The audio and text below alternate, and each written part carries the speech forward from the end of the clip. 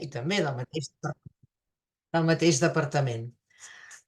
Us agraïm molt els que us heu pogut quedar i reenganxar-vos en aquesta sessió que hem hagut de retrasar ara bueno, perquè ara, per motius tècnics anteriors, i no sé si hi ha algú que té pressa per anar a la festa major, però en tot cas, ara d'aquí, bueno, és una sessió que entenem que cuento que durará una hora como estaba previsto, ¿no? La sesión, Pablo. Voy a, entiendo que están allá en actividades, así que trataré Hay de reducirlo en actividades relación a lo aquí que en el había programado. campus, pero bueno, Mm. muchísimas gracias en cualquier caso por su contribución a este evento de la Universidad de Girona. Le dejo la presidencia de la reunión y puede iniciar la conferencia cuando le vaya mejor. Ok, quiero proyectar la presentación desde mi computador, así que si me permiten Sí, sí, hacer eso primero, ¿ya? sí, Y para que sea más fructífera la comunicación, ¿ya? En primer lugar, quiero agradecer a ustedes por la invitación que nos hicieran a nosotros a comentar lo que estamos trabajando acá en el sur de Chile. Eh, ¿Me dicen si pueden ver bien la presentación? ¿Está correcta? está correcta. Excelente. Eh, Quiero también excusarme, no ha sido responsabilidad de la organización mi retraso, muy por el contrario, fue mi responsabilidad, así que pido las disculpas correspondientes y quiero empezar contándoles sí, de qué es lo que les voy a hablar. Cuando recibí la invitación a esta actividad, me dijeron que necesitaban una charla sobre la geografía de Chile. Y claro, la primera tentación en la que uno cae es hablar de una geografía descriptiva, de mostrar como si esto fuese, como que si la geografía de Chile fuese un plano o un mapa. Y yo la verdad es que me resistí a caer en esa tentación y les quiero compartir algunas reflexiones que hemos ido desarrollando en la universidad y particularmente yo en mi estudio de mi línea de investigación que tiene que ver con la geografía del turismo en Chile. Y tiene que ver con pensar este concepto de Chile como un territorio imaginado, cómo este territorio imaginado ha sido un insumo para el desarrollo turístico y cómo esto se enmarca en un proceso de crisis climática para reflexionarlo en la actualidad. Así que les voy a hablar hoy día de Chile, pero desde conceptos como la posición geográfica de Chile, que da cuenta de nuestra diversidad paisajística y de conceptos como aislamiento geográfico, algo nos había comentado la doctora Jessica González antes, al esfuerzo que ha habido en Chile de insertarse en la globalización.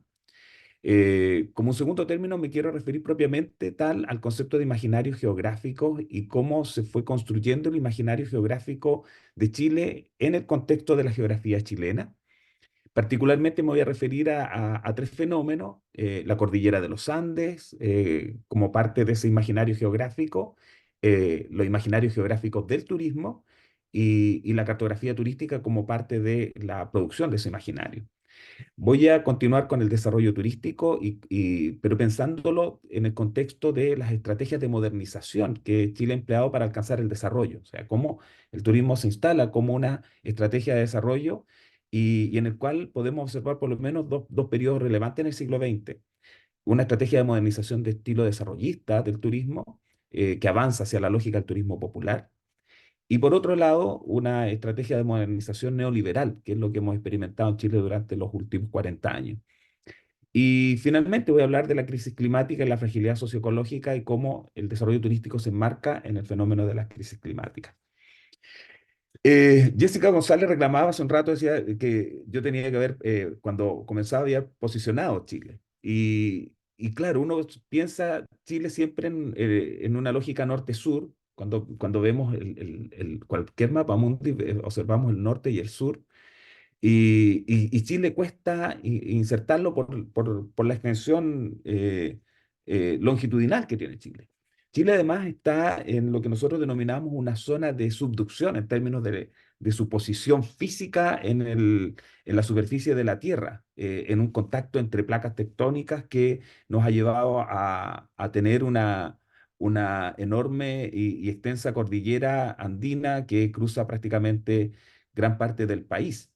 Esa zona de subducción explica el contacto entre placas y, por ejemplo, que seamos un país sísmico, que tengamos numerosos volcanes, y de los cuales muchos de ellos están activos, particularmente en la región de la cual yo actualmente estoy, que es la región de la Araucanía, donde están tres de los volcanes más activos en Chile: el volcán Yaima, el volcán Lonquimay y el volcán Villarrica. Se explica porque Chile está posicionado sobre una confluencia de placas tectónicas, y eso en términos se denomina como una zona de subducción. Explica también la presencia de la cordillera de los Andes, explica la cantidad de terremotos que nosotros hemos ido experimentando desde que tenemos registros. Y como les decía, también de esta extensión longitudinal, esta zona de subducción, también hay una variación altitudinal entre la costa y la cordillera. Ahí les presento una imagen de la ciudad de Santiago, y con el telón de fondo que es la cordillera. Entonces, estos elementos fueron de alguna manera configurando lo que representa una diversidad paisajística de nuestro territorio nacional, del territorio chileno, caracterizado por presencia de desiertos, caracterizado por presencia de volcanes, por una amplia costa, y esa diversidad paisajística también nos podría ayudar a entender la forma, ¿no?, en cómo nos hemos ido reconociendo en Chile a nosotros mismos. No solo cómo nos ven desde afuera, sino cómo nosotros mismos hemos ido, a partir de nuestra posición geográfica, esta posición que mencionaba yo, localizar la superficie terrestre en una zona de subducción en el hemisferio sur, en una zona de contacto de placas que tiene implicancia en el tectonismo, en el volcanismo, además por cierto, las consideraciones atmosféricas y la diversidad climática. Y eso de alguna manera ha ido configurando esta idea del aislamiento geográfico que ha caracterizado a la geografía chilena, y cómo desde esa posición de aislamiento geográfico, de esta consideración por condiciones de posición geográfica, de aislamiento geográfico, hemos ido sobrepasando esa condición del aislamiento geográfico, es decir, saltar la barrera del espacio geográfico físico para insertarnos exitosamente, y lo digo entre comillas, exitosamente, en la globalización, y particularmente en la globalización económica, a partir de estrategias neoliberales que se empiezan a aplicar en Chile en la década de los 80. Por lo tanto, lo que quiero plantear es que los imaginarios geográficos, por lo tanto, van a ser una expresión inmaterial, discursiva, de este fenómeno geográfico que transita desde el aislamiento geográfico a la idea de la inserción en la globalización. No los quiero aburrir mucho con tanto dato teórico, pero sí mencionar que la idea de los imaginarios geográficos ha ido teniendo un fuerte desarrollo en la geografía americana, particularmente en lugares como México, Argentina, también lo es en Chile, eh, y se asocia a esta idea del imaginario, como lo dice Daniel Yernou, a un conjunto de creencias, imágenes o valoraciones. La idea del imaginario es que nos permite reconocer que el espacio geográfico no se reduce exclusivamente a una condición material del espacio, sino que también es una expresión inmaterial, es decir, que el espacio geográfico tiene una dimensión inmaterial, y esa dimensión inmaterial estaría vinculada a la circulación y construcción, generación y reproducción de discursos que se expresarán en imágenes, en texto, que son producidos por sujetos y reproducidos por sujetos. Por lo tanto, esta dimensión del imaginario, ¿no? Como un material a la cual podemos recurrir como para entender la forma en cómo se construyen los espacios geográficos, cómo se construye el territorio desde la perspectiva de los discursos y del ejercicio del poder en el espacio, y también cómo ese ejercicio del poder en el espacio está basado en su condición geográfica. Eh, por lo tanto, cuando me hacen esta invitación y me dicen, mira, háblanos de la geografía de Chile, yo me hice una pregunta previa, que la he ido trabajando acá en la universidad. Eh, la geografía de Chile ha ido expresando un concepto de Chile, ha ido expresando una idea de Chile, ha ido expresando un imaginario de Chile. Entonces, la pregunta que hago es cómo se ha abordado, por lo tanto, esta idea, este proyecto o esta imagen de Chile en la geografía de Chile como una disciplina de conocimiento y cómo lo ha ido desarrollando en el tiempo. Entonces empecé, allá hace tiempo, cuando me hago esta pregunta, a buscar textos de geografía de Chile en archivos eh, nacionales para ir identificando cómo se va construyendo la idea de Chile en la disciplina geográfica. Cómo la geografía chilena entonces fue construyendo una idea de Chile. Y uno de los primeros antecedentes relevantes a destacar, por cierto, hay más, pero solo quise destacar algunos. Eh, Uno de los primeros antecedentes cuando se habla de la geografía de Chile propiamente tal, por cierto, durante la época colonial, pero hay un elemento muy interesante que tiene que ver con que el concepto de Chile y de la geografía de Chile va avanzando en función, se va construyendo el proyecto político del Estado y se va construyendo el proyecto político de la nación.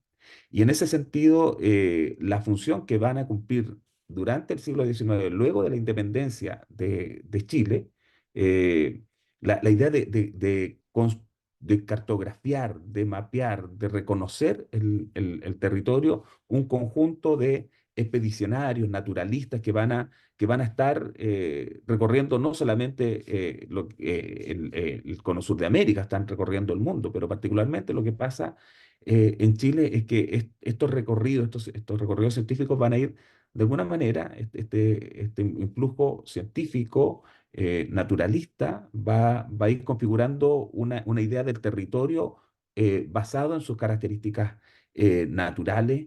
Y uno de esos trabajos más relevantes es el de Amado de Pizzi en 1875, que fue contratado por el gobierno chileno para venir a construir la primera geografía de Chile. Hay un segundo texto bien relevante que es el de Enrique Espinosa, que es de 1890, que tiene más bien una función escolar. Es una geografía de Chile para la educación. Y por lo tanto, el territorio va a ir adquiriendo una relevancia en la construcción de la identidad nacional. Y la geografía, por lo tanto, va a ir contribuyendo a la construcción de la identidad nacional a través de diversos textos escolares, como por ejemplo este que ya aparece a finales del siglo XIX, denominado la Geografía Descriptiva de la República de Chile.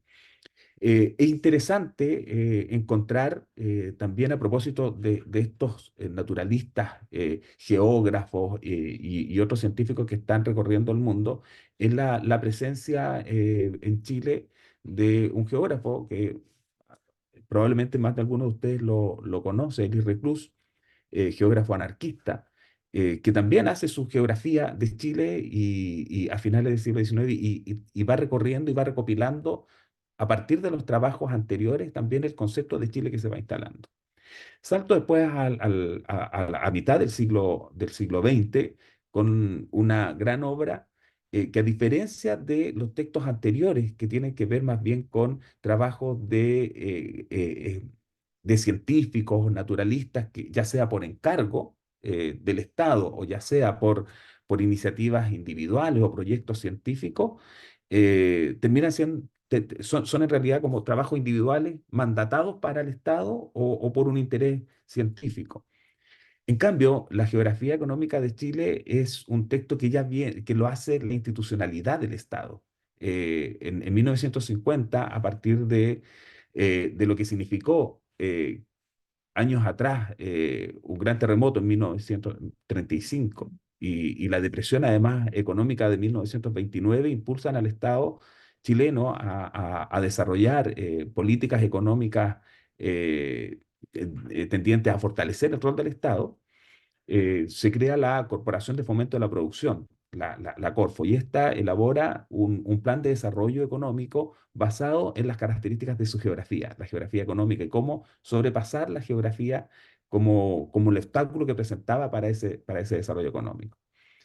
Hay un texto muy precioso, que es el de 1970 de Pedro Cunil, geógrafo de la Universidad de Chile, que este ya es un texto de la editorial universitaria de la Universidad de Chile, que también es una lógica de un texto escolar que aborda Chile desde la perspectiva del proyecto democrático y socialista que Allende está impulsando.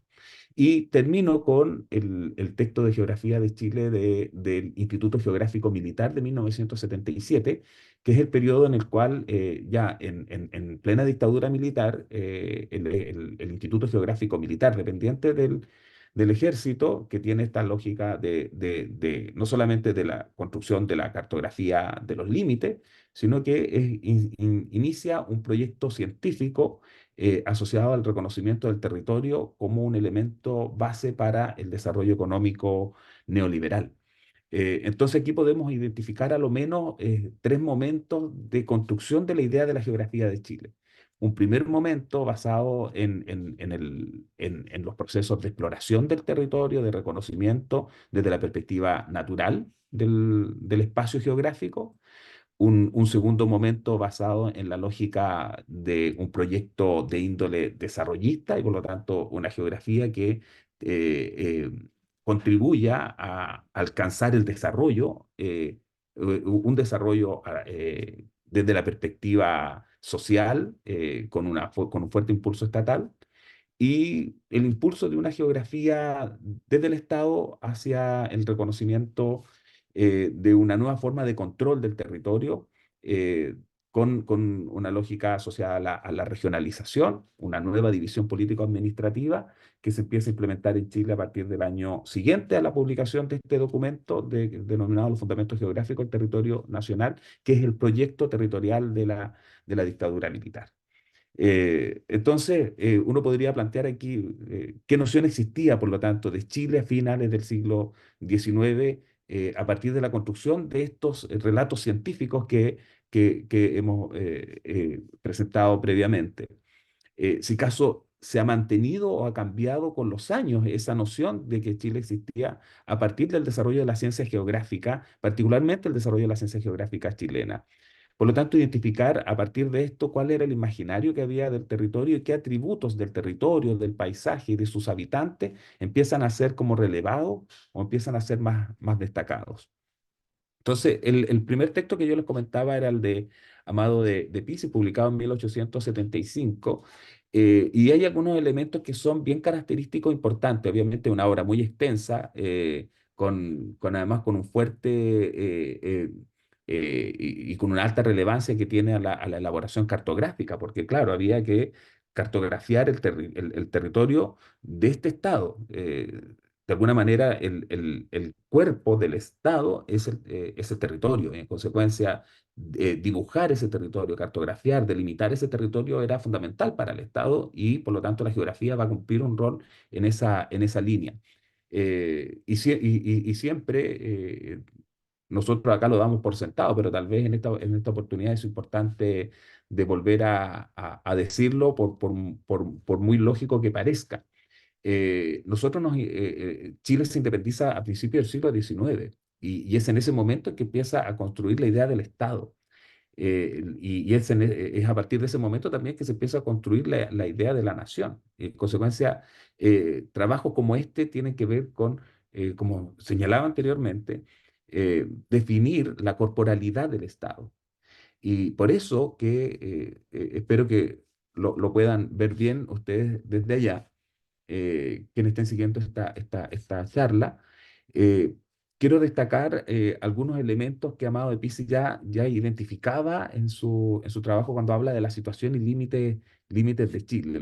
Una de las cosas que plantea y tiene que ver con que Chile no tiene enteramente fijados sus límites. Tanto hacia la parte norte de Chile, en su zona limítrofe con Bolivia en ese momento y Perú, como hacia el sur, a la zona patagónica. Pero uno de los elementos que más destaca Amado de Pizzi en su trabajo tiene que ver con lo que aparece en la imagen de abajo, que es la imagen de la cordillera. Y va permanentemente a definir la cordillera como parte de ese trabajo de definición de límites, y en consecuencia la cordillera va a ir configurándose no solamente como un fenómeno físico natural, como o como una formación orográfica, como una formación montañosa, sino que también va a ir adquiriendo un elemento muy relevante en la configuración de la identidad, ya sea porque es el telón de fondo, como el telón de fondo del transcurso histórico de Chile. El segundo texto de la geografía descriptiva de Chile, yo les señalaba, este era más bien un texto eh, que tenía una función como escolar, de llevar el conocimiento geográfico de la época al mundo escolar. Y hay algunas cuestiones que ya empiezan a parecer relevantes. Por ejemplo, los límites ya no están tan difusos. Los límites ya 1890, posterior a la Guerra del Pacífico, y a los acuerdos con Argentina, Chile empieza a definir, a delimitar su frontera y su posición dentro del contexto americano, ¿no? La delimitación de frontera y su posición en el contexto americano. Y también a una configuración del sujeto, de la figura del, entre comillas, chileno. Y aquí este autor, Enrique Espinosa, y es lo que destaco allí cuando habla, digamos, de la figura del chileno, a propósito de lo que la misma profesora Jessica González nos comentaba en la presentación anterior cuando hablaba de la idea del mestizaje, ¿no? Entonces, aquí hay un elemento bastante interesante que tiene que ver con la construcción de este imaginario de Chile. Dice Enrique Espinosa, es una población casi uniforme, ¿m? De constitución robusta, de talla regular, de fisonomía agradable, y en cuanto al carácter, los chilenos se distinguen como emprendedores por su decidido amor a la patria, su hospitalidad y aptitudes para el estudio de la ciencia y el desarrollo de las artes. O sea, ya va distinguiendo elementos que tienen que ver con la configuración de la identidad nacional y con esta identidad nacional asociado a un territorio. Este trabajo de Elie Reclus, que fue bien interesante, porque Elie Reclus como geógrafo, con una larga y vasta productividad científica, y que además reconocido como uno de los padres de la geografía anarquista, ¿no? En su visita por nuestro país, y publica esta geografía de Chile en 1903, en algunos elementos interesantes como él, siendo un científico europeo, al igual como lo era Amado de Pizzi, observa y caracteriza el territorio y la geografía chilena. Él dice, a propósito de que Chile, luego de las recientes anexiones, eh, se refiere a los resultados de la guerra que se había establecido entre Chile y la Confederación Perú-Boliviana, que le permite a Chile eh, tener posesión y extender su frontera norte. Dice, estaba encerrado entre las crestas de los Andes. De nuevo, esa idea del encierro, ¿no? Que aparece permanentemente, la idea del aislamiento. Dice, estaba encerrado en las crestas de los Andes y en las costas vecinas. Es decir, como que si la cordillera y la costa, esta imagen que yo les mostraba al principio, cuando veíamos la franja costera y la cordillera. Decíamos, como esta situación geográfica, justo habernos posicionado sobre una zona de intersección de placas, una continental y una submarina, y que la relación entre esas placas tectónicas nos hayan construido la cordillera y al mismo tiempo estemos en el borde del continente. Entonces, esta situación de encierro que dice Émile Reclus, entre las crestas de los Andes y las costas vecinas del Pacífico, y hacia el extremo del continente, entre los archipiélagos costeros en el sur y las llanuras de la Patagonia, eh, va anunciando, ¿no? Esta idea de aislamiento que Chile va teniendo, y que Humberto Fuenzalida, uno de los autores de este texto de Geografía Económica de Chile de 1950, publicado por la Corporación de Fomento de la Producción. Esta obra, como yo les señalaba, tiene como sentido, o tuvo como sentido fundamental el construir las bases de un proyecto de desarrollo industrializador de Chile. Por eso se llama geografía económica. Si se fijan, el primer texto que habíamos observado era la geografía física de Chile, porque tenía una visión más naturalista. Esta geografía, la geografía económica, que en Chile se le conoce como la geografía de la Corfo, como que si la Corfo lo hubiese escrito, pero no, en realidad fue un geógrafo como Humberto Fuenzalida, y a él, junto con él otros científicos de la época, pero que tenían como objeto central una organización del territorio para alcanzar el desarrollo. Es decir, eh, salir del obstáculo que significa el aislamiento físico de Chile.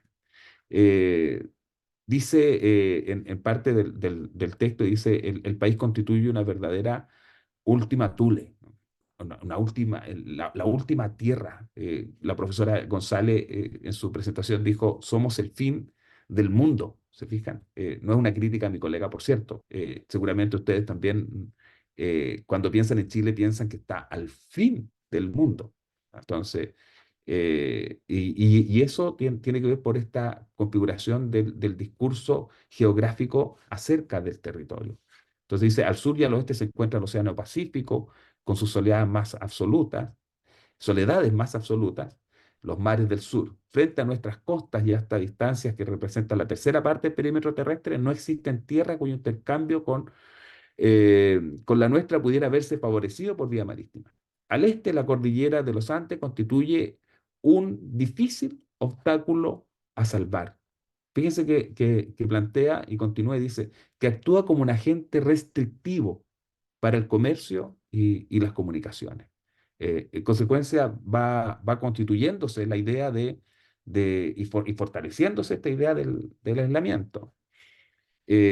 Tema que aborda Pedro Cunil en su Geografía de Chile de 1970. Pedro Cunil, a quien quiero rendir un homenaje, ya fallecido hace unos años atrás, formó parte del conjunto de geógrafos y geógrafas junto a otros profesionales, y millares de chilenos que salieron al exilio durante la dictadura. Él, que era un geógrafo que trabajaba en la Universidad de Chile, en el Instituto de Geografía, que escribe este texto que es una geografía de Chile que también tiene una lógica escolar. Es un texto que llega a la educación. La geografía en ese sentido tenía un rol relevante, históricamente, como una ciencia del Estado, pero también una ciencia de la educación, con un fuerte componente en el ámbito educativo.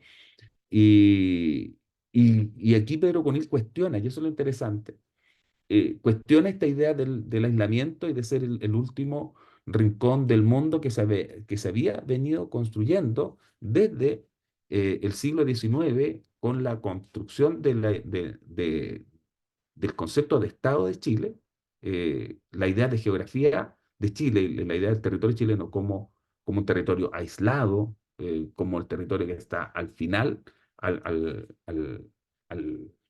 del mundo, al fin del mundo, se termina cuestionando fuertemente acá, y que dice en realidad, mira, Chile tiene otra posición, y el mapa que se expresa aquí es muy diferente a los mapas que tradicionalmente ponen a Chile dentro del mapa mundi, ¿no? Donde Chile aparece efectivamente al final del mundo y no en el centro del mundo, que es lo que eh, eh, hoy día, a partir de la lógica de la inserción de Chile en la globalización, se ha ido fortaleciendo. Aquí tenemos el caso del Instituto Geográfico Militar, que quiero destacarles algunos elementos que es relevante respecto al desarrollo de este concepto de Chile en la geografía de Chile. El Instituto Geográfico Militar siempre ha tenido una relevancia respecto a temas territoriales, que duda cabe. El territorio también está en el marco de como le decía, del Estado, por lo tanto, el control del territorio desde la perspectiva de la soberanía siempre fue un elemento central para el mundo militar y por lo tanto eso no es ninguna novedad.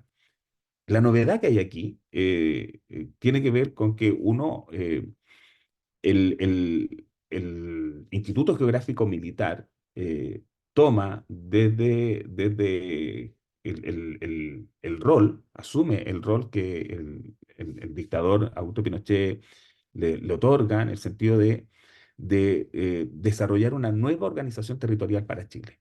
Esa nueva organización territorial va a tener que ver con una división político-administrativa diferente hasta antes del año 70 hasta el año 77, de hecho, hasta el año 1977 Chile tenía una división político-administrativa basada en provincias y luego de 1978 en adelante cambia a una división político-administrativa basada en regiones.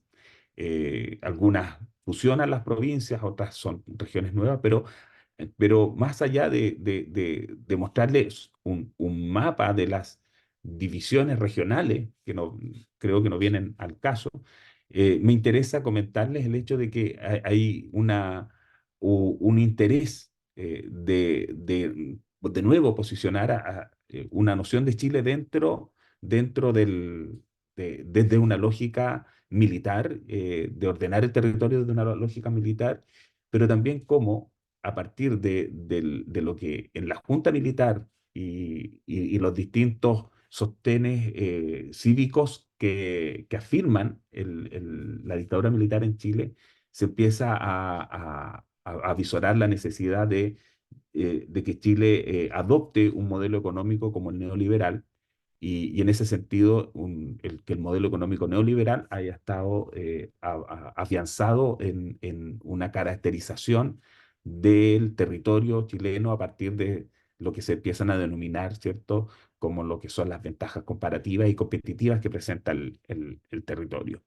Entonces aquí nos dice el general Augusto Pinochet en este texto que él presenta, prologa este libro de la geografía de Chile del Instituto Geográfico Militar, dice que con el profundo espíritu patriótico que anima al Supremo Gobierno de Chile, se ha preocupado permanentemente por prestar la debida atención al conocimiento cabal del suelo patrio, escenario, dice, en el cual tiene lugar el gesto del desarrollo nacional al que todos los chilenos estamos empeñados, ¿ya? Entonces, está anunciando, él se anuncia a partir de este trabajo que el conocimiento, por lo tanto, del territorio nacional iba a estar asociado al, al proyecto económico. No me voy a detener mucho en esto, pero sí en lo que se plantea aquí en la introducción. Dice, ante los nuevos requerimientos de nuestra actualidad nacional, ha sido indispensable considerar la preparación de una geografía de Chile, ¿no? En efecto, el país vive un proceso de desarrollo económico que exige la posesión de un máximo de los conocimientos sobre las condiciones, las limitaciones y las posibilidades de nuestro territorio al alcance, fíjense, del inversionista, porque ya en 1977 Chile empieza decididamente a adoptar políticas neoliberales. No había ocurrido al inicio de la dictadura militar en 1973. Hay algo muy incipiente, es a partir de 1977, 78 y durante la década de los 80 donde se empiezan a implementar las políticas neoliberales con mayor fuerza.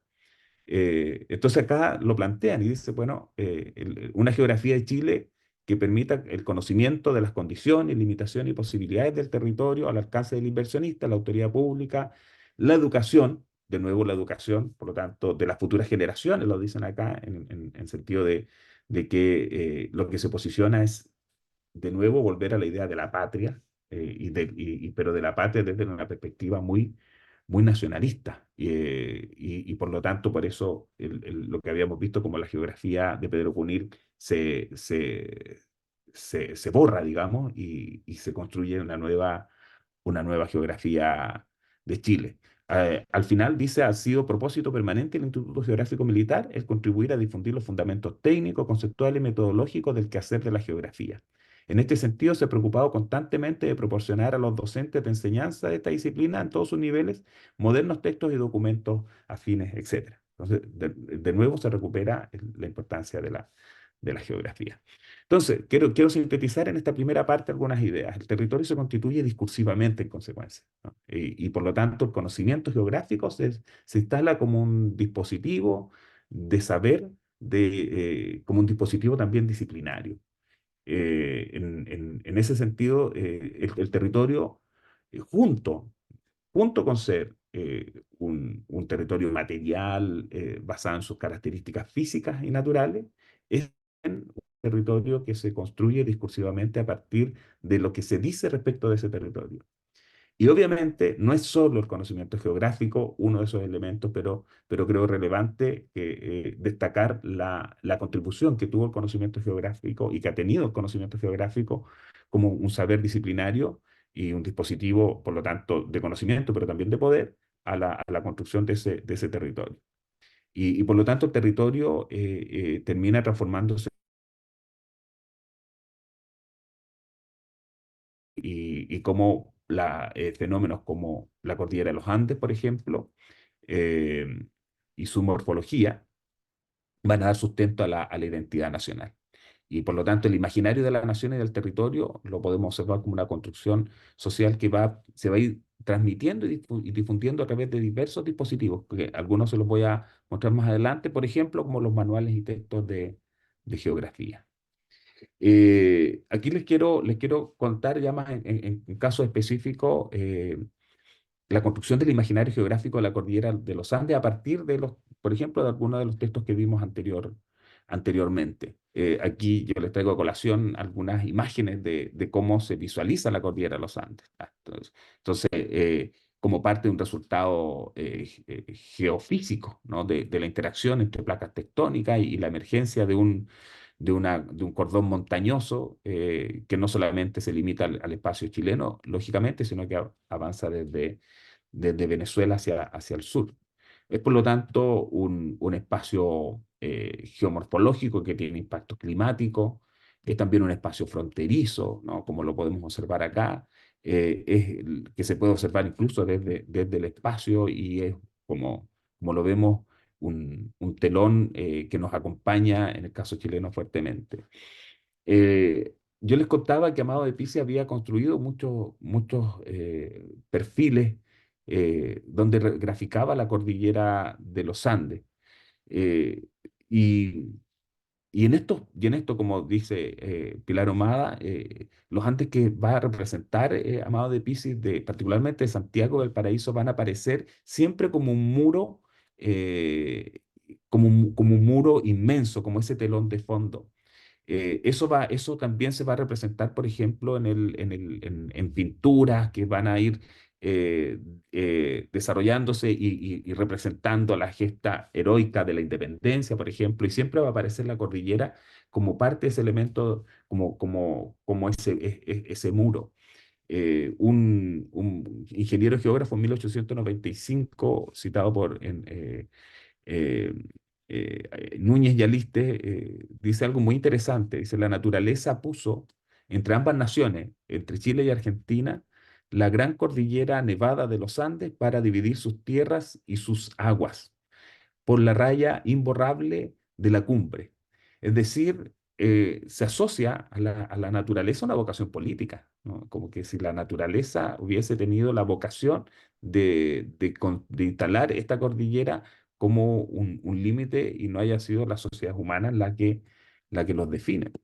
Aquí, por ejemplo, les traigo a colación dos mapas eh, relativamente próximos entre sí. En el caso de la Carta Geográfica de Chile del Ministerio de Instrucción Pública de 1878, eh, claro, como veíamos, le planteaba yo, Chile todavía no tenía bien resueltos sus límites nacionales en el extremo norte y en el extremo sur.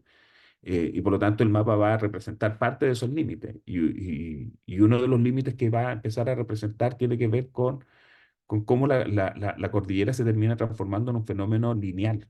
¿Ya? Es la definición de un límite lineal, pero que esto no es exclusivo de Chile.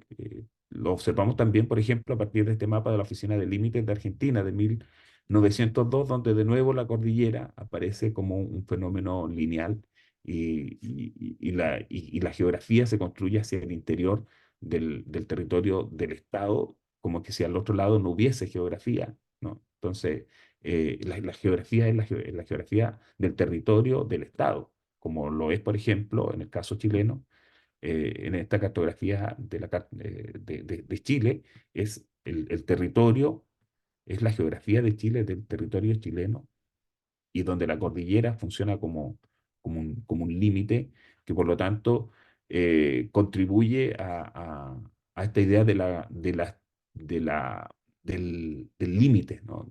De la construcción del espacio nacional. Entonces, la cordillera andina como un límite que configura una noción de lo nacional, es decir, en procesos de construcción del Estado y la nación, lo diríamos como un fenómeno de chilenización y de argentinización.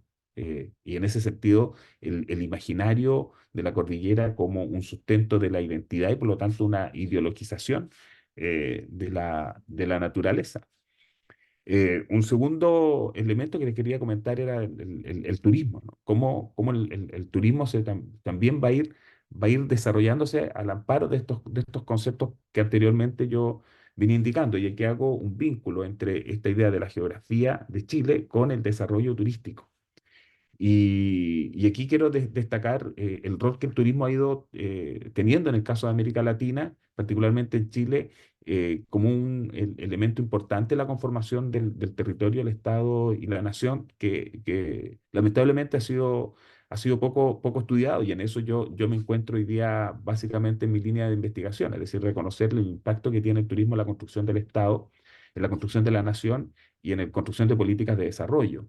eh, y cómo a partir del desarrollo turístico se van a ir implementando políticas de desarrollo, valga la redundancia, pero también esta expresión del ideal de la nación, esta expresión de la modernidad, de los valores patrios y republicanos, ¿no? Aquí, por ejemplo, les muestro una portada de una revista, que es la revista En Viaje de 1937. Esta revista era una revista del Estado que se distribuía en ferrocarriles. Era una revista de ferrocarriles del Estado que se distribuía entre los pasajeros como una forma de estimular el viaje turístico. En primera plana presenta a una mujer, en telón de fondo el volcán Villarrica, este es el lago Villarrica, y el gran hotel Pucón, que fue un hotel construido por el Estado en Pucón, que es una de las zonas turísticas más relevantes de la Araucanía. En la difusión, por lo tanto, del imaginario geográfico, va a tener un camino, un vehículo muy relevante que van a ser las revistas de turismo. Y más allá de que no los quiero marear con el detalle, fíjense en que en un primer momento, hasta el año 1930, las revistas de turismo tenían una lógica más bien de ser revistas de autores individuales. Luego hay un periodo en que emerge en las revistas de turismo de agrupaciones o asociaciones. Pero posteriormente, a partir de la década del 30, se empieza a estimular las revistas que son del Estado. Y el Estado, por lo tanto, van a tener un predominio en la circulación y difusión de imágenes turísticas por sobre las organizaciones o los actores particulares.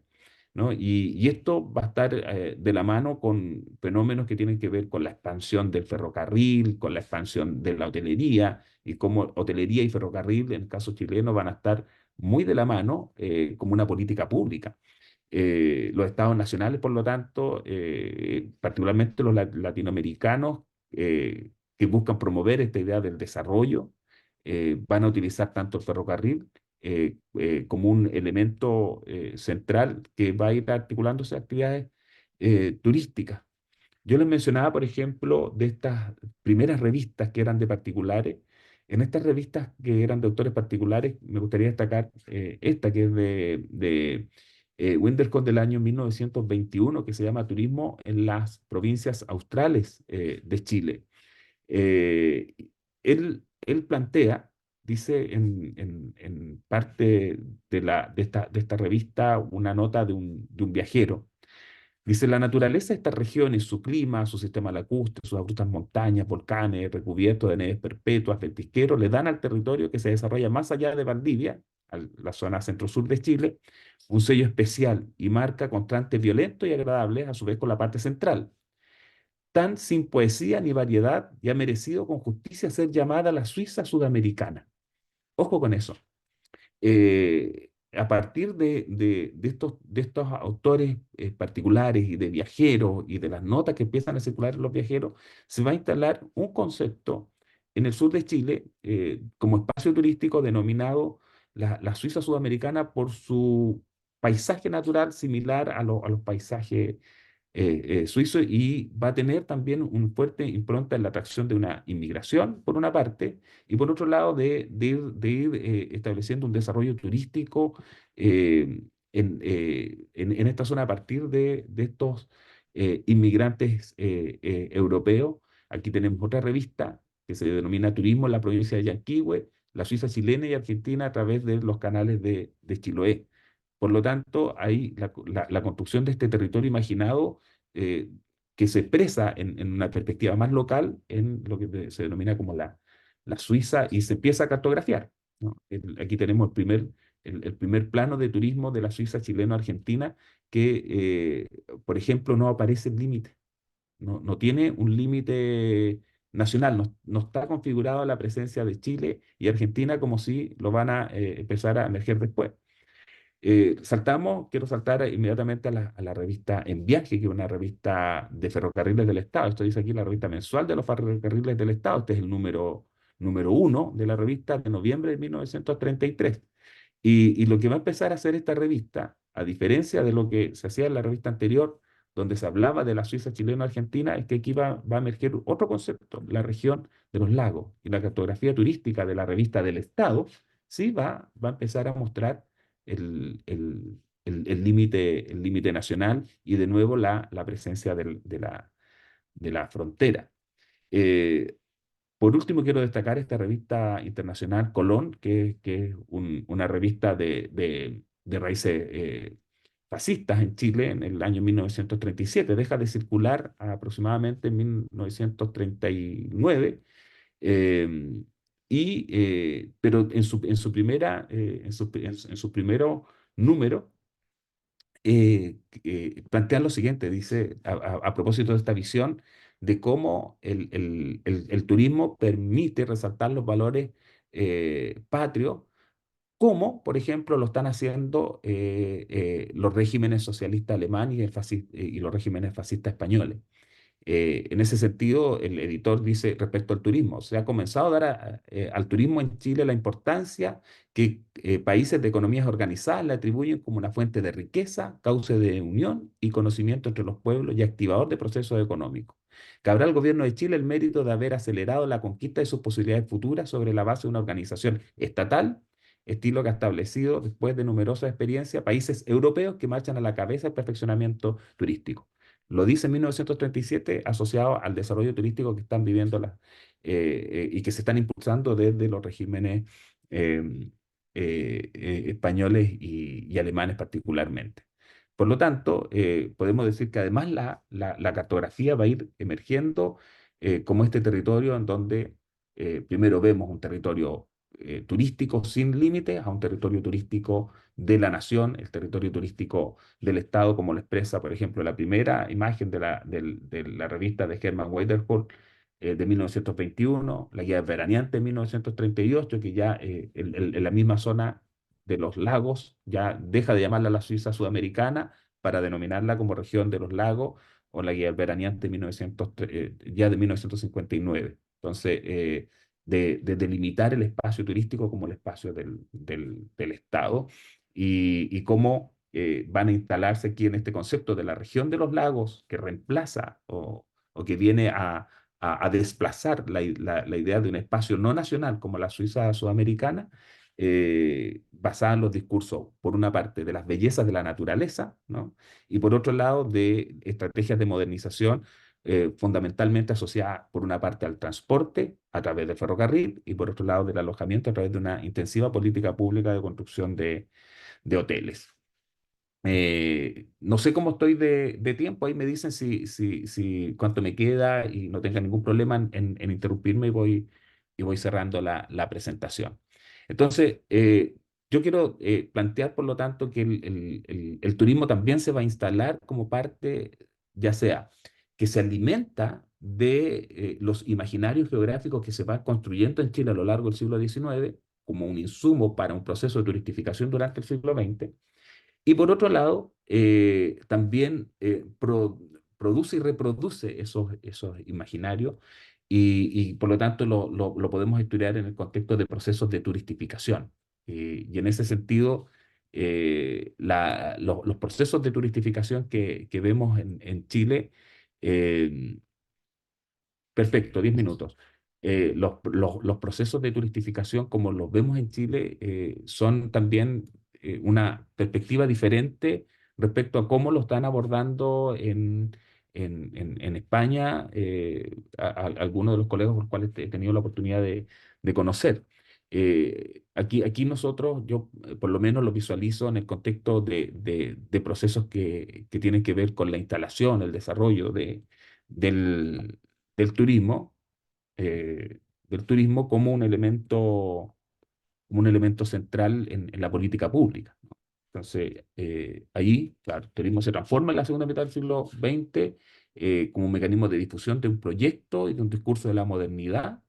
Esto se traduce en diversas iniciativas, ya sea desde el Estado, de agentes particulares, en promover el turismo como una vía de alcanzar el desarrollo mediante estrategias de modernización y por lo tanto vamos a entender la turistificación del territorio como un proceso temporoespacial de producción del espacio geográfico, asociado a la actividad turística, pero también a la construcción de representaciones e imaginarios territoriales. Entonces aquí yo identifico a lo menos dos estrategias de modernización turística importantes, una de índole desarrollista que se abarca desde 1920 con las primeras políticas de desarrollo turístico en Chile hasta 1973, un poquito más, que tiene que ver con el golpe militar que reorienta hacia una modernización neoliberal, en donde se utilizan diversos dispositivos de implementación de estas estrategias. Por una parte, una formación institucional del turismo, una estructura normativa, una difusión a través de promoción turística y políticas de fomento, con un rol importante de los estados y con un discurso asociado a la nación, al progreso, a la naturaleza y lo que posteriormente va a emerger como el turismo social y popular. Y ahí, por ejemplo, quiero destacar cómo el turismo se instala, por ejemplo, ya a finales de este periodo en las políticas públicas de Salvador Allende, con lo que se denominó como la medida 29, que es el turismo popular, y que se tradujo en Chile en la construcción de balnearios populares por el Estado. 16 construidos en 1971, proyectados 40 en el año 73, no se construyeron solo estos 16, y política que termina. De hecho, algunos de estos balnearios terminaron siendo centros de detención y tortura durante la dictadura. Por otro lado, tenemos el proceso de modernización neoliberal que empieza a experimentar Chile, y esto es lo que quería comentarle. Y con esto voy a ir cerrando ya, de la modernización neoliberal podemos observar el surgimiento y consolidación de diversos destinos turísticos en Chile, es decir, hay una amplitud, hay una incorporación, hay ampliación geográfica de los destinos turísticos de distintos índoles y solares, lacustre, fluvial, etcétera, ubicados en la montaña, en la ciudad. Eh, Además, se van a implementar diversos instrumentos de gobernanza turística, particularmente dentro de la política pública, lo que se conoce en Chile como las zonas de interés turístico, que son espacios en los cuales se articula el mundo público y el mundo privado para incentivar e impulsar el desarrollo turístico. En este caso, yo aquí muestro las que existían hasta hace unos años atrás. Hoy día hay más de las que se muestran allí o a las áreas silvestres protegidas, por ejemplo, que van a tener un elemento muy importante como propulsor de la actividad turística, ya sea a través de reservas de la biosfera, como son, por ejemplo, un instrumento de la UNESCO a nivel global, o geoparque, que también son un instrumento global, o parques nacionales, monumentos naturales o reservas naturales que forman parte del Sistema Nacional de Áreas Silvestres Protegidas, como un parte de esos instrumentos de gestión. Por otro lado, se ha fomentado un conjunto de políticas públicas destinadas a impulsar lo que se denomina como el emprendedurismo, que es la figura de un nuevo actor social que es el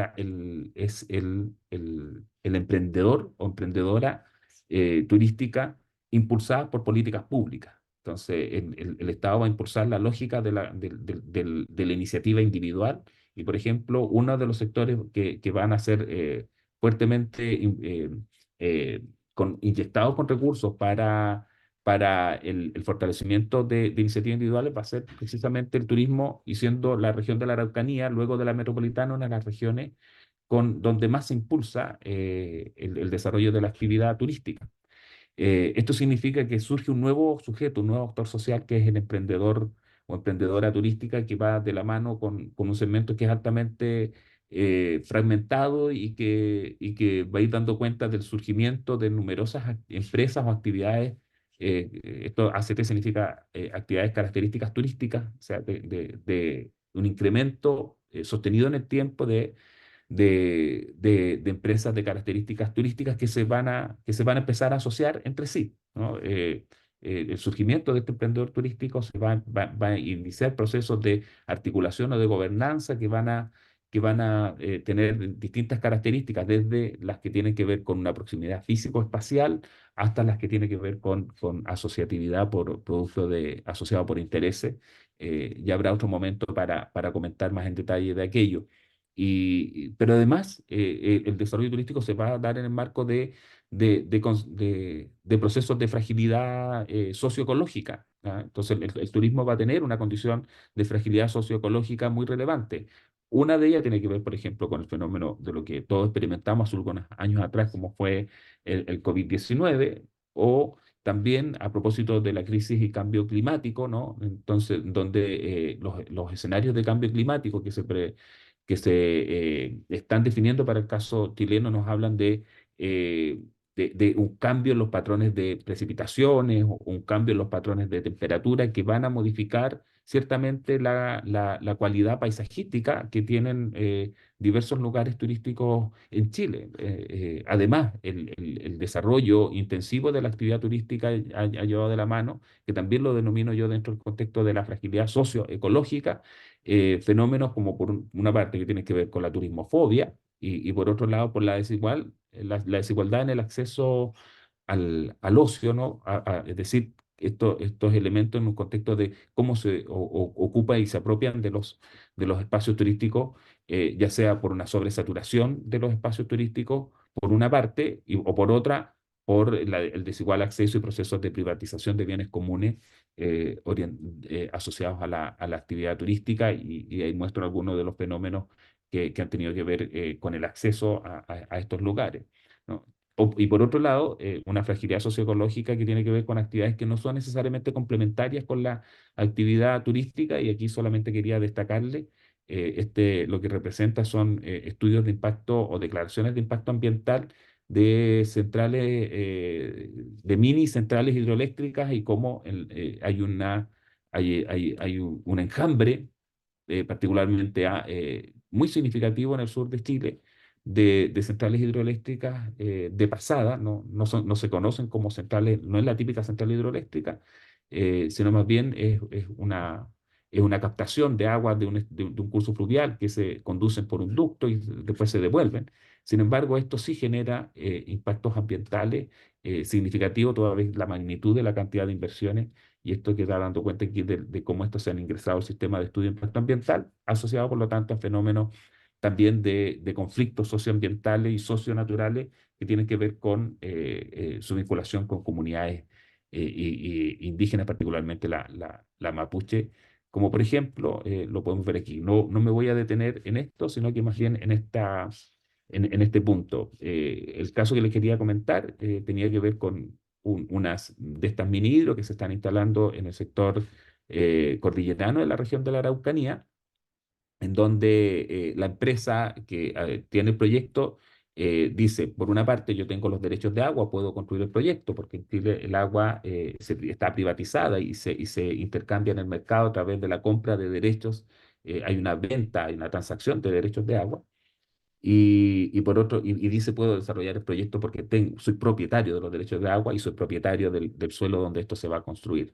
Y por otro lado, las comunidades mapuches dicen que ellos son una comunidad. Dice, al hablar de nuestra comunidad hay que hablar del espacio, de cómo fue ocupado y cómo estos nuevos asentamientos tienen que ver con un proceso de desplazamiento de familias hacia ese lugar y que la cultura, dice, no debe quedar en segundo plano y porque sino un análisis de cómo nuestras comunidades entienden y se relacionan con el espacio geográfico, el agua, las plantas, la medicina, la religiosidad, la espiritualidad y que dan vida, dice, a un pueblo. Por lo tanto, estos fenómenos también están llevando a conflictos socioambientales y que podemos reflejarlos, por ejemplo, en lo que se denomina como el Atlas de la Justicia Ambiental, en donde Chile lo que se caracteriza son conflictos ambientales asociados a dos elementos fundamentales, obviamente no los únicos. Por un lado, la gran minería del cobre, que es lo que se ve hacia el norte, con estos colores más naranjos, y por otro lado, acerca de fenómenos de gestión del agua, como lo es en el caso del sur de Chile. Uno de ellos, por ejemplo, el que acabo de mencionar con bastante rapidez. El agua se ha transformado en un tremendo problema de la escasez de agua en el sector rural y por lo tanto que tiene que ver con el fenómeno de la sequía. Y por último, solo me quiero quedar, y con esto voy a terminar, de esta idea del territorio imaginado de Chile. Yo le dije, no quise partir con estas imágenes al principio porque, claro, este es como la circulación de imágenes que a nosotros nos ayudan a crearnos un imaginario respecto de un lugar. Pero ciertamente, cuando hablamos de Chile, la impronta, el impacto que tienen, la idea de la catástrofe, ¿no?, natural, eh, es un elemento central en la construcción de la identidad también. Y aquí yo les traigo solo a colación fenómenos que hemos vivido los últimos años, por ejemplo, el terremoto y tsunami del 2010, la sequía, los incendios en Viña del Mar de este verano, que fueron dramáticos por 131 muertos y más de 40.000 damnificados, erupciones volcánicas, aluviones, etcétera. La construcción de la identidad sometida a los fenómenos de nuestra posición geográfica, pero que en realidad tiene que ver con riesgos socialmente construidos, ¿no? Y que estos se van a ver, a su vez, fenómenos que se van a profundizar en el tiempo por estar en un contexto de una crisis climática. En consecuencia, la idea de Chile como un territorio imaginado, eh, la relevancia de la construcción del conocimiento geográfico, la idea de Chile que se ha ido construyendo en el desarrollo de la geografía chilena, cómo eso fue base para el desarrollo y el impulso de un desarrollo turístico como parte del proyecto de la nación, y que esto demanda una enorme cantidad de desafíos en un contexto de crisis climática que profundiza probablemente muchos de los fenómenos que estamos experimentando de desigualdad de acceso a recursos y a bienes comunes en el sur de Chile. Así que muchas gracias por la invitación. Espero no haberme alargado mucho y, y gracias por a quienes se quedaron a ver la presentación luego de la chambonada que me pegué. Bueno, muchísimas gracias. El tema de turismo y cambio climático, como podéis imaginar, aquí también lo tenemos. Cataluña Mm, es una zona totalmente turística, la Costa Brava y ese tipo de así cosas es. se tienen siempre presentes. Y a mí la conferencia me ha traído a la cabeza cosas que probablemente el profesor me va a decir que esto son tonterías, no tiene nada que ver con lo que ha contado, pero es que a veces cuando se habla de construcciones o de imaginarios, a mí una cosa que siempre me ha sorprendido de mí misma y creo que le pasa a mucha gente, que normalmente, por ejemplo, no imaginamos el mapa de España como mapa de España. Siempre lo vemos con Portugal incluido. Mm, No tenemos en nuestra cabeza cómo es realmente la forma de nuestro país. Yo siempre que pienso en España pienso con esa cara que le colgamos al final de Europa, ¿no? Y hay cosas de estas de cómo te vas viendo tú y cosas que piensas que dices, mira, qué curioso. Bueno, nada, una completa tontería, pero que son cosas que me vienen a mí a la cabeza cuando oigo explicaciones que no sé, mi cerebro se desplaza a estos sitios. Moltes gràcies a tothom per haver vos quedat i haver recuperat el temps, diguéssim, d'aquesta conferència que se'ns havia quedat penjada. I, bueno, ja sabeu que, a banda de l'imaginari i tot això, Xile té una geografia realment molt i molt peculiar, sent un país així tan llarg i tan estret, no s'assembla gens al nostre, que és més aviat rodonet. Muchas gracias, profesor Riquelme, por haber participado, Martínez Riquelme, por haber participado y espero que podamos coincidir en otra ocasión. Moltes gràcies a tothom i ja us emplaço per la setmana que ve, per dilluns. Demà no hi ha cap activitat prevista a la setmana aquesta del País Convidat i us emplaço a algunes activitats que hi ha previstes per dilluns i per al dia de Sant Jordi, pensant en el Sant Jordi, doncs a l'exposició que hi ha a la biblioteca del Barri Vell sobre escriptors xilens i a la xerrada que hi haurà a la biblioteca del campus de Montilivi. Això serà el dimarts, hi ha un parell de coses abans, potser més específiques, sobre Roberto Bolaños. Moltes gràcies a tots i bones tardes. Adéu.